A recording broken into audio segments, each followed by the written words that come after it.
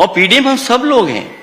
इसीलिए कहते जो पीड़ित है, दुखी है, अपमानित है, जिसके साथ अन्याय है, पत्रकार नहीं, वो तो जब अगर पत्रकार को महसूस करना चाहिए। कल मैं एक प्रेस कॉन्फ्रेंस में था तो एक बहुत किसी बड़े चैनल पे एंकर थे, वो बोला मुझे एफआईआर हो गई। मैंने क्यों एफआईआर हो गई?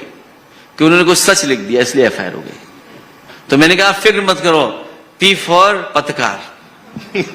तो ये इसमें जुड़ रहे हैं, मतलब जैसे ए में भी कई मायने हैं, ए के भी क्या क्या है ए में? आपको मैं सुन रहा था कहीं पर कि आपको कह रहे थे ए में पहले सारा मायने बता दीजिए कि क्या है, पी का क्या क्या होगा, डी का क्या क्या होगा, ए का क्या क्या होगा। नहीं, ये क्योंकि ये हमारा फार्मूला है, तो जब चाहेंगे तब फिट कर देंगे उसको।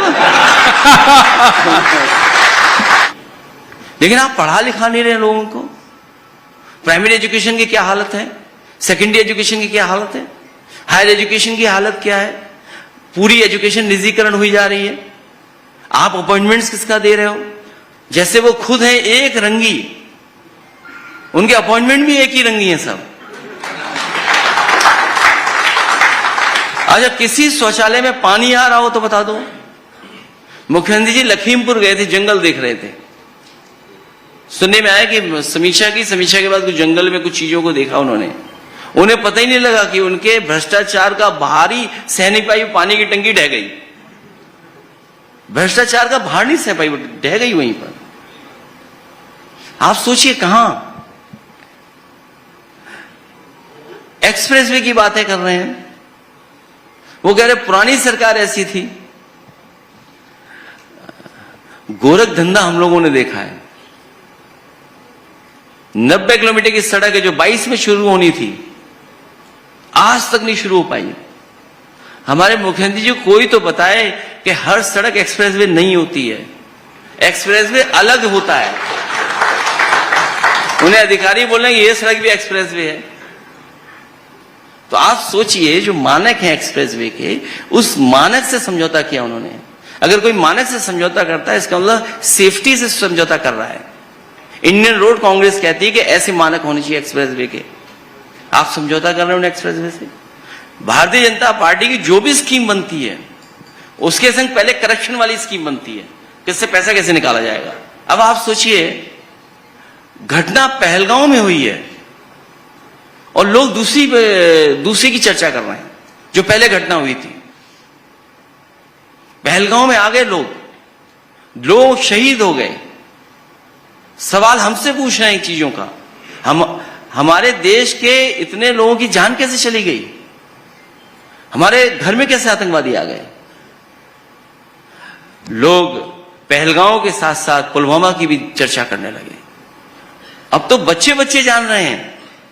हम सब इंटेलेक्चुअल जो इंफॉर्मेशन रखते हैं, हमें आपको जानकारी मिलती है, हम और आप लोग तो चर्चा करते हैं चीजों की। लेकिन अभी तो बच्चे कह रहे हैं कि कोई सिक्योरिटी नहीं थी, वहां कोई फोर्स नहीं था। बताओ, 1.5 घंटे कोई फोर्स नहीं था। सुझाव दे सकते हैं, कोई मुख्यमंत्री नेशनल पॉलिसी या फॉरेन पॉलिसी तय नहीं कर सकता है, लेकिन हमारे मुख्यमंत्री फॉरेन पॉलिसी पे भी बोलते हैं। क्योंकि आजकल न उनकी अर्जी चल रही है, न पर्ची चल रही है। नहीं तो आप तो सुनने में आ रहा है कि उनके बुलडोजर का स्टीयरिंग में किसी और के हाथ में आजकल। और इसका जवाब क्या होना चाहिए? पहलगांव और आतंकवाद के खिलाफ, पहलगांव के लोगों को जिनकी जान गई, शहीद हुए, उनको न्याय मिले। पूरे देश की जनता सरकार के साथ है, बीजेपी के साथ नहीं है, सरकार के साथ है।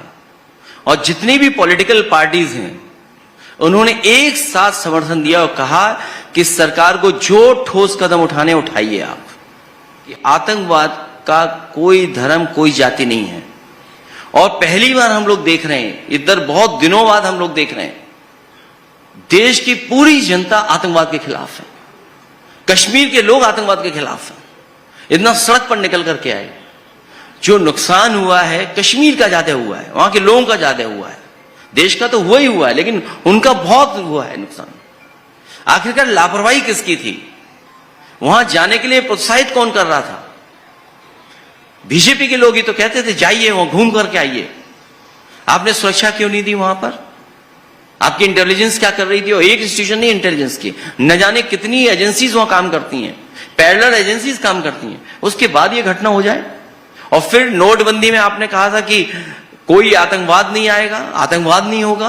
पहलगांव के बाद कोई भी डाटा अगर सरकार देगी कोई स्वीकार नहीं करेगा, क्योंकि पहलगांव जैसी घटना कोई कल्पना नहीं कर सकता था कि इतने टूरिस्ट निर्दोष लोग जो खुशियां परिवार के साथ मनाने गए उनकी जान चली गई, और किस तरीके से जान ली गई ये सबने देखा है। देखिए, क्योंकि सवाल बहुत इंपॉर्टेंट है, नेशनल सिक्योरिटी और हमारी इंटरनल सिक्योरिटी से संबंधित है, लेकिन जिम्मेदारी सरकार की बनती है। सरकार को नाइंसाफी नहीं करनी चाहिए किसी के साथ। कोई अगर लिख दे, कोई कुछ कह दे, उन पे एफआईआर दर्ज करा रहे हैं आप। यहां की एक प्रोफेसर लेडी, उन पे एफआईआर दर्ज करा दी। एक कविता अपना पक्ष रखती हैं, उन पे एफआईआर करा दी दर्ज। और याद कीजिए कि सबसे पहले पॉलिटिकल लाभ किसने लिया? भारतीय जनता पार्टी के छत्तीसगढ़ के, उनके अपने पार्टी के हैंडल से क्या पिक्चर आई, क्या इमेज बनकर के आई। तो ये भारतीय जनता पार्टी को हर जगह पॉलिटिकल लाभ नहीं लेने का सोचना चाहिए। जब देश इंटरनल सिक्योरिटी और टेररिज्म के खिलाफ है, पूरा देश उनके साथ है। इसको हम तो डेमोन्स्ट्रेट अगर कर रहे हैं। ठोस कदम उठाना है तो ठोस कदम क्यों नहीं उठा रहे हैं आप उठाइए ठोस कदम, देश आपके साथ है। क्या ठोस कदम हो सकता है? नहीं, मैं क्यों बोलूंगा, मैं क्या बोल सकता हूं, मुझे जो बोलना होगा मैं सरकार से बोलूंगा, लेकिन उन्हें जितना सावधान रहना पड़ेगा, क्योंकि ठोस कदम उठाने से पहले उन्हें जो हम लोग देख रहे हैं, हम लोग थोड़ा टेक्निकल भी हैं, पार्ट ऑफ सिविल इंजीनियरिंग किए हैं, तो इतना पानी कहां रोकोगे, जलबंदी कैसे कर लोगे? कहीं ऐसा तो नहीं है जलबंदी भी नोटबंदी जैसा निकले।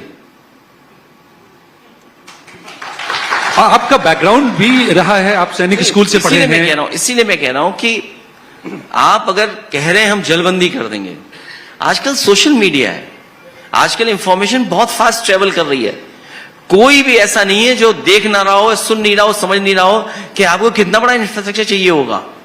आप झूठ बोल करके नहीं निकल सकते हैं। आपको इंफ्रास्ट्रक्चर चाहिए, आप पानी रोकोगे कैसे? उत्तर प्रदेश में और 27 में अपोजिशन यूनिटी, और जो इस वक्त के हालात हैं जहां पे आपकी लड़ाई है, वहां अपोजिशन यूनिटी कहां खड़े है, कहां पे? अभी जो यूपी में हाल में बाई इलेक्शन हम लोगों ने देखा, आप बंदूक से रोक रहे हैं, पुलिस से रोक रहे हैं, ट्रांसफर पोस्टिंग किसकी होनी है। आपने तय कर लिया कि ये लोग पीडीए परिवार के लोग पोस्ट नहीं होंगे, उनको कहीं पोस्टिंग नहीं दी जाएगी, प्रिसाइडिंग ऑफिसर वो नहीं होंगे, पुलिस के थाने में नहीं होंगे, सीओ नहीं होंगे, एसएसपी नहीं होंगे, डीएम नहीं होंगे। ये पूरी तैयारी की। इसलिए मैं कहना चाहता हूं कि 2027 में भारतीय जनता पार्टी की 420 नहीं चलेगी।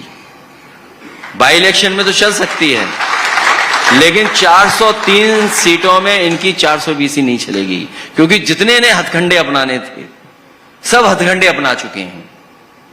सीसीटीवी पे पकड़े गए, वो जो बैलेट में वोट गड़बड़ कर रहे थे, डिलीट वोट में पकड़े गए ये लोग।